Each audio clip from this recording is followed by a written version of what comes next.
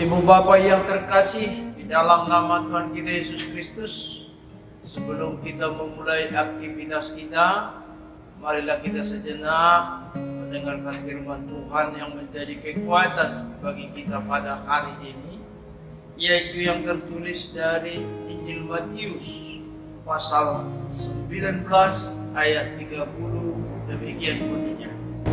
Tetapi banyak orang yang terdahulu akan menjadi yang terakhir, dan yang terakhir akan menjadi yang terdahulu. Kalau kita melihat Injil Matius pasal 19 ini, ada 4 bagian yang kita jumpai di dalamnya, yaitu tentang perceraian. Yesus memberkati anak-anak, orang muda yang kaya, dan upah mengikut Yesus.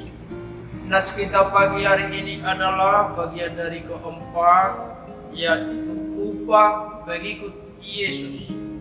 Ketika Yesus memberi jawab kepada murid-muridnya, sekaligus kepada orang percaya, sesungguhnya pada waktu penciptaan kembali, apabila manusia bersemayam di takhta kemuliaannya, dia juga akan duduk di atas 12 takhta untuk menghakimi ke-12 suku Israel. Selainnya itu juga yang meninggalkan rumahnya, saudaranya laki-laki dan saudaranya perempuan, bapak, ibunya, dan anak, dan juga ladangnya, akan menerima 100 kali lipat dan memperoleh hidup yang kekal. Lalu diakhiri dengan nas ini. Yang dimaksud dengan yang terdahulu itu ialah orang yang karena kekayaannya, pendidikannya, kedudukannya, atau bakatnya yang sungguh dihormati oleh dunia ini, dan juga bukan hanya dunia ini, kadang-kadang juga dari pihak gereja. Dan juga dapat diartikan siapa yang terdahulu termasuk juga orang Yahudi yang terlebih dahulu menerima kerajaan Allah. Sementara siapa yang terakhir?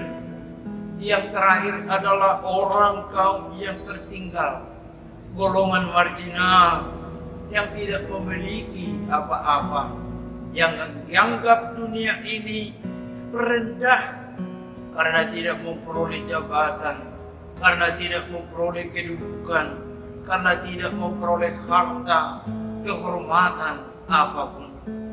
Dan juga termasuk orang yang belum mengenal, menerima kerajaan Allah.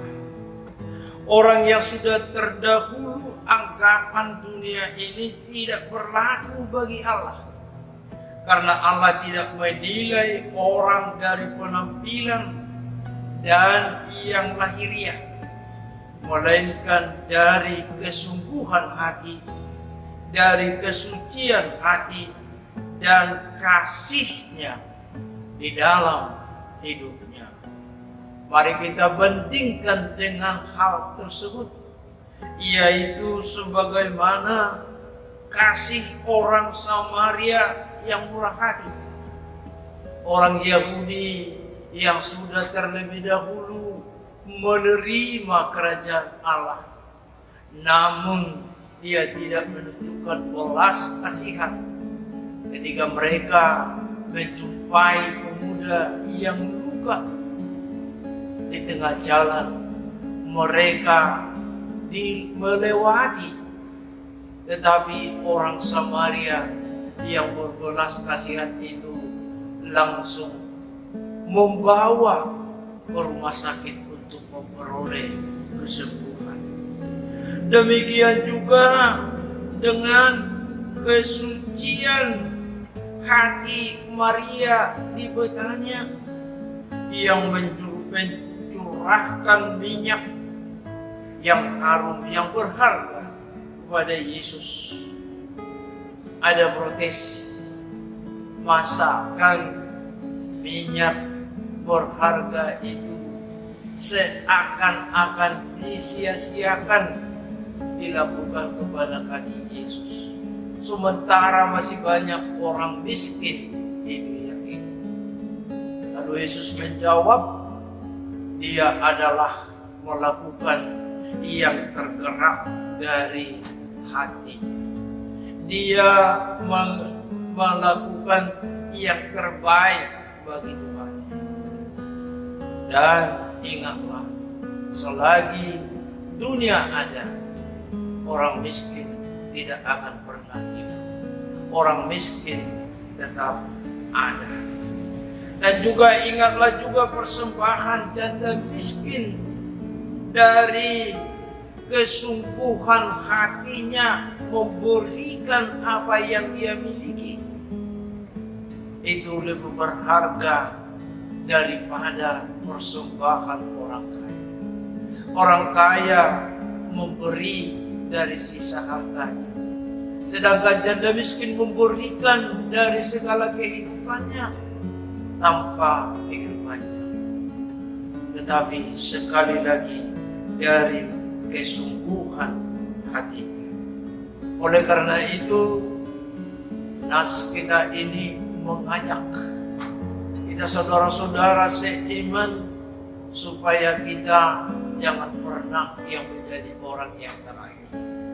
Supaya kita selalu barisan terdepan, garda terdepan, memberikan yang terbaik bagi Tuhan. Karena itulah salah satunya wujud nyata ketika kita masih berada dalam minggu Pentakosta, turunnya Roh Kudus yang 2 hari kita rayakan, hari besar bagi tarik tahun yang kita sudah menerima Roh Kudus itu. Biarlah Roh Kudus yang mengangkat, membimbing harkat kita senantiasa untuk melakukan yang terbaik, dan yang semakin rendah diri di tengah-tengah kehidupan kita pada saat ini. Bapak yang terkasih, bukan karena lamanya kita hidup menjadi suatu pedoman membuat kita lebih dewasa dalam iman seperti orang Yahudi. Yang terpenting bagi kita adalah selagi Tuhan memberi kesempatan, selagi Tuhan memberikan waktu bagi kita, bukti, pertanda, ketika kita sudah didiami oleh Roh Kudus sekaligus menerima Roh Kudus, dan yang mau dibimbingnya, yang mau diarahkannya tanpa punya banyak alasan. Marilah berbuat baik kepada Tuhan yang diwujud nyatakan kepada sesama, menjadi berkat bagi sesama. Jangan pernah terbelakang untuk melakukan kehendaknya, karena kita tidak tahu sampai kapan perjalanan hidup kita diberi oleh Tuhan di tengah-tengah dunia ini. Amin. Kita berdoa. Segala puji dan syukur kami aturkan kepada Bapa yang senantiasa membimbing kami hingga kami beroleh sukacita pada saat ini. Biarlah firman-Mu tetap menjadi santapan rohani bagi kami setiap hari. Terlebih Roh Kudus-Mu yang membimbing kami senantiasa ke jalan yang benar. Lebih-lebih untuk mendewasakan iman kami selagi Tuhan memberi napas kehidupan kami. Terpuji termulia nama-Mu Bapa. Di dalam nama Yesus kami berdoa dan mengucap syukur. Amin.